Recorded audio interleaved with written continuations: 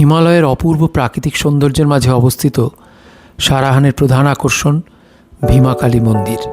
কাঠ ও পাথরের অসাধারণ স্থাপত্যে নির্মিত এই বহুস্তরীয় মন্দিরটি হিমাচল প্রদেশের ঐতিহ্যবাহী পাহাড়ি স্থাপত্যের এক অনন্য নিদর্শন।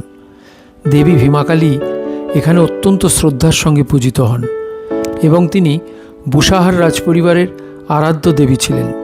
মন্দিরের চারপাশের শান্ত পরিবেশ, দূর পাহাড়ের তুষারাবৃত পর্বত সব মিলিয়ে এক অনন্য আধ্যাত্মিক অনুভূতির সৃষ্টি করে। বিশেষ করে নবরাত্রির সময় এখানে ভক্তের সমাগম ঘটে। আশপাশের গ্রাম থেকে বহু মানুষ এসে তাদের আরাধ্য দেবীর প্রতি শ্রদ্ধা জানাতে এখানে আসে। তাই সারাহানের অন্যতম দ্রষ্টব্য এই ভীমাকালী মন্দির।